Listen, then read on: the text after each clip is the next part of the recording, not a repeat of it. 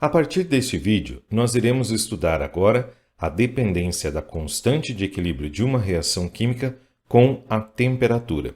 E você deve se perguntar, por que nós precisamos entender sobre essa dependência? Bem, a maioria dos processos químicos e industriais não opera somente nas condições padrão como nós vimos no vídeo anterior, ou seja, a 25 graus Celsius ou 298 Kelvin e pressão de 1 bar.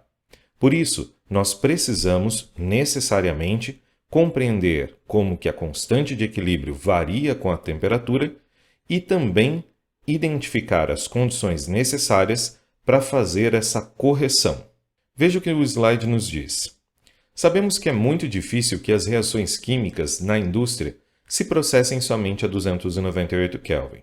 Por isso, precisamos calcular a constante de equilíbrio para temperaturas distintas. E como nós vamos fazer isso? Nós vamos utilizar a equação que nós vimos na aula de número 1 e já revisamos nesta aula e vamos criar uma dependência com a temperatura. Então, diferenciando a equação de número 1, nós temos, observe que a gente tem a equação original, ln de K, menos ΔG padrão de reação sobre RT. Nós aplicamos o diferencial a ambos os lados da equação e dividimos também por dt.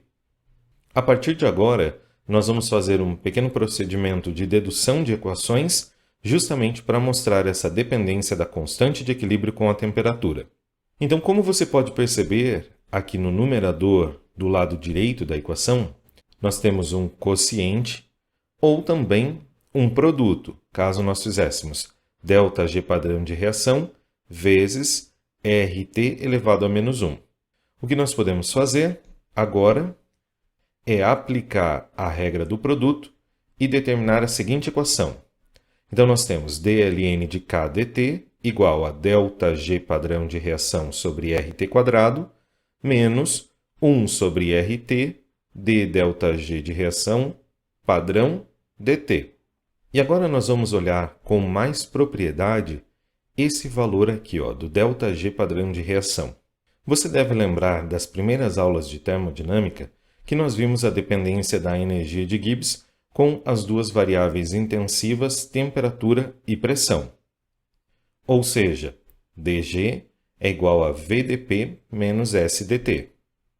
Como nós vamos analisar somente a influência da temperatura na constante de equilíbrio, por esse momento nós vamos considerar que dP é igual a zero. Então, este termo fica igual a zero e nós temos dG é igual a menos SDT. Ou também, dG dt é igual a menos S molar. Usando o paralelismo termodinâmico, nós podemos escrever essa equação em termos do ΔG padrão de reação. Ou seja, dΔG padrão de reação dt, a pressão constante, vai ser igual a menos ΔS padrão de reação. E nós vamos pegar este resultado da equação de número 9 e plugar no dG dt da equação de número 8. Então, assim nós temos dln de K dt, ΔG padrão de reação sobre RT quadrado, mais ΔS padrão de reação sobre RT. Da definição da energia de Gibbs, nós temos ΔG padrão de reação também pode ser escrito como ΔH padrão de reação menos T ΔS padrão de reação. Se nós observarmos o conjunto de variáveis que está à direita da equação de número 10, nós podemos reescrever esta equação da seguinte maneira. Então, nós temos que dln de K dt é igual a ΔH padrão de reação sobre RT quadrado. Então, a variação do Ln da constante de equilíbrio com a temperatura vai resultar em ΔH de reação sobre RT quadrado. Quando nós analisamos essa equação diferencial, você deve lembrar que nós precisamos separar as variáveis e integrar. Então, nesse caso, nós tiraríamos o dt daqui, passaríamos o dt para esse lado e faríamos a integral de dln de K e a integral de ΔH padrão de reação sobre RT quadrado dt. Só que neste momento, você tem que lembrar que nós precisamos considerar dois casos importantes para a solução dessa equação diferencial. E esses dois casos estão intimamente relacionados com o fato do ΔH padrão de reação aparecer nessa integral. Nossa primeira consideração é que o ΔH padrão de reação é uma constante, ou seja, ele não tem dependência com a temperatura. Se ele não tiver dependência com a temperatura, nós podemos retirá-lo da integral, assim como a constante R dos gases, e fazer o procedimento de integração normalmente. Contudo, no segundo caso, nós precisamos levar em consideração a dependência de ΔH padrão de reação com a temperatura. E nós precisamos deixar explícita essa dependência dentro da integral. Isso vai acontecer por meio das equações de CP. ΔH é igual a CP ΔT. Então, nós precisamos escrever as equações de CP para todas as espécies I que participam dessa reação química. E, posteriormente, fazer a integração. Então, neste segundo caso, ΔH padrão de reação não é mais constante e sim dependente da temperatura. Vamos analisar o primeiro caso em que ΔH padrão de reação é uma constante. Quando a constante K é independente da temperatura, ou o ΔH é independente da temperatura, então nós temos dln de K. Perceba que eu já deixei aqui entre parênteses as duas constantes, ΔH padrão de reação sobre R, dt sobre t quadrado.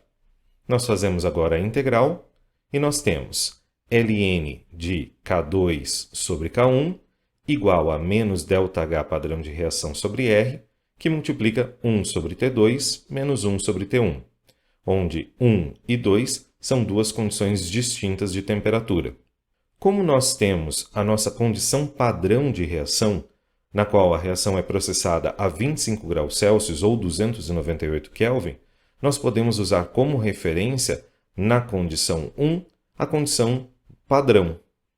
E assim, a equação fica desta maneira. ln de K2, ou seja, a constante de equilíbrio na temperatura especificada, dividido pela constante de equilíbrio a 298 Kelvin, igual a menos ΔH padrão de reação sobre R, 1 sobre temperatura 2, menos 1 sobre 298. Caso o problema especifique que o ΔH de reação é constante, então você deverá utilizar a equação de número 15. Agora, quando o ΔH padrão de reação é dependente da temperatura, a dependência da constante de equilíbrio vai ficar explícita da seguinte maneira.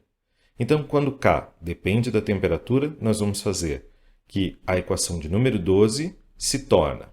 Observe agora que dentro dos parênteses, nós vamos ter apenas a constante 1 sobre R. A relação da entalpia de reação padrão com a temperatura, ela vai ser feita por meio das expressões de CP. Na equação de número 17, você observa uma equação polinomial de CP de uma espécie I dividido por R, e nós temos aqui a dependência com a temperatura. Observe que essa expressão polinomial possui os parâmetros como AI, BI, CI, DI e EI, todos específicos para uma determinada espécie I. Dessa maneira, a entalpia de reação a qualquer temperatura pode ser escrita como. Então, o ΔH padrão de reação a qualquer temperatura, que é exatamente o que nós temos aqui em cima, é igual ao ΔH padrão de reação na condição de 25 graus Celsius, mais a integral que corrige isso, que é a integral que vai da temperatura de 298 até a temperatura especificada, e dentro da integral nós temos R, somatório do coeficiente estequiométrico de I, vezes o CP, dt.